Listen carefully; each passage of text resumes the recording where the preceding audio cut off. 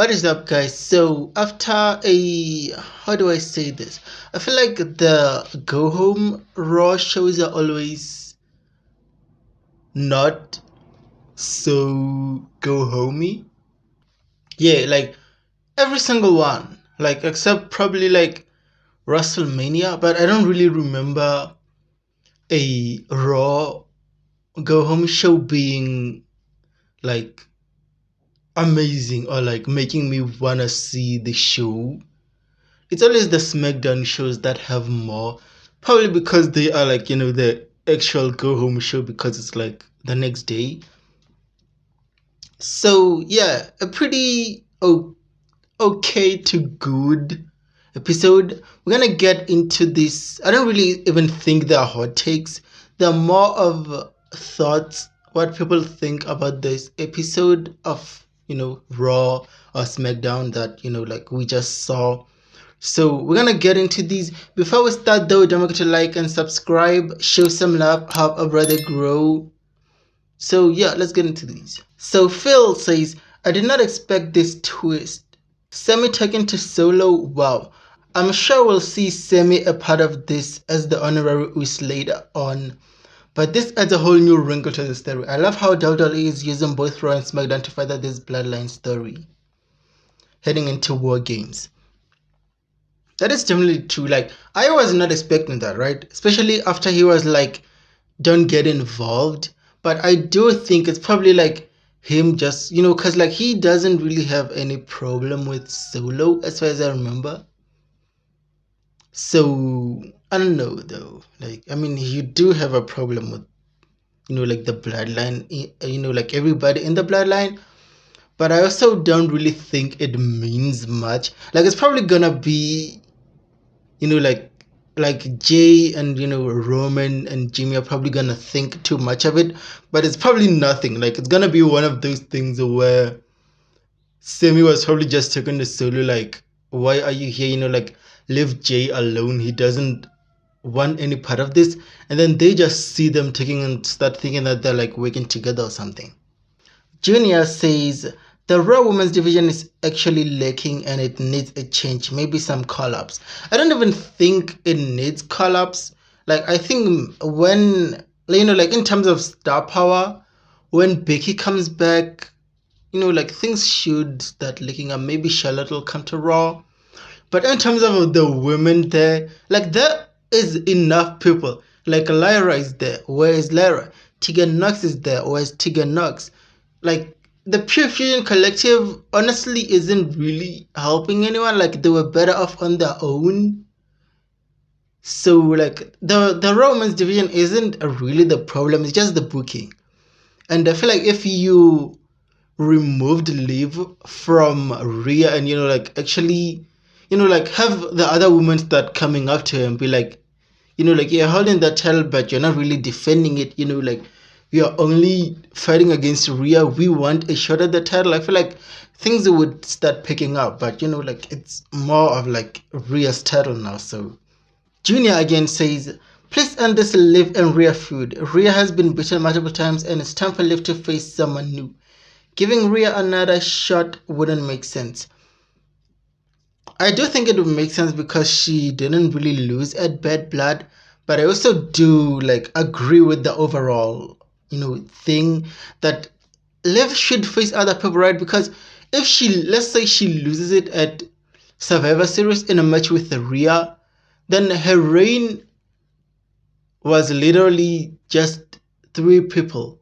Because she defended against Becky at Hell in a Cell, then she defended against Zelina on Raw, and then all of that then was just Rhea. So I do hope they, kind of separate them so she can actually do stuff. So, I don't know, man. Like, right now it just seems like it's all Rhea, and I don't like that. Last year says, Dominic could beat Damien, but not Finn. Yeah, Finn is about to be all elite. I mean, we know he resigned, like, I think this year, maybe like around summer, or was it around April? I don't know. Like, I don't know. The thing with Finn is he's making a lot of money. And also, like, based on his interviews, he doesn't really care that much, about, like, the title. Like, he probably does, but like from his interview, like, I'm talking about like stuff from 2022, like, he doesn't really care that much, like, enough to want to go to AEW. But also, I don't think he would have resigned if, like, he wasn't gonna be booked better. So I do hope, because like with the whole tension in Judgment Day, hopefully it leads somewhere with him. Because like when he turned at SummerSlam, a lot of us are like, oh my god, NXT Finn is coming back, and then nothing. He was just, kind of used to push up Damien even more. So it sucks, but fingers crossed. And in terms of Dominic beating Damien, I know, I feel like that is gonna, like, add to the story that they're doing with Finn's obsession with Damien. And also he won via roll-up with, everybody else being involved. Unlike with Dom is more opportunistic. And with Finn, we kind of want him to be, like, we want his wins to be meaningful. Like, it's not like he survived, if you know what I mean. Rowley says, Chad Gable versus Rey Mysterio next week. This is honestly what we're getting then. Like, I'm so excited. Like, that is gonna be a banger of a match. Like, I hope, like, this starts the push of Chad, because he was kind of getting it there, like, I really wanted him to win the Intercontinental Champion, but then, like, the Wyatt Six happened, and then that kind of, like, took him away from there. And like, now looking at the Intercontinental Championship, and like, who I am thinking should get it, like, right now I'm looking at Dom, so maybe Chad beats Dom eventually at some point. I don't know. Hopefully. Geo the FEO 12 says, Rhea Ripley's video packages and promos have gotten dull due to the fact that she always says the same thing over and over again. She needs to take The Rock's advice to Seth and find some new material. Honestly, it's always the same thing. It's always the title I never lost, I'm gonna destroy you. Like, it's always around those same lines. Like, this isn't done. You and Raquel, you can't get away. Like, if it's not the same promos every week, it's the same be done every week. And like, I honestly don't even know what they're doing with their character, especially because like, I thought we were in this era where, like, characters are more fleshed out, like, there's multiple layers to it. So like, I don't know, like, it just seems like that doesn't apply to her. Like, I don't know if maybe they're like saving it for like the WrestleMania build, like, that's where, the story will get interesting. But I also know, based on the EO and Bailey thing, that saying that, like, holding up something for WrestleMania doesn't really matter, because the Bailey and EO thing was like really lame. So this will be the last one. Tanner says, the ending of Raw was very weird. Dom got the win and then Priest just beat everyone up. I noticed Finn wasn't there with the rest of the Judgment Day, so that's probably where this is going.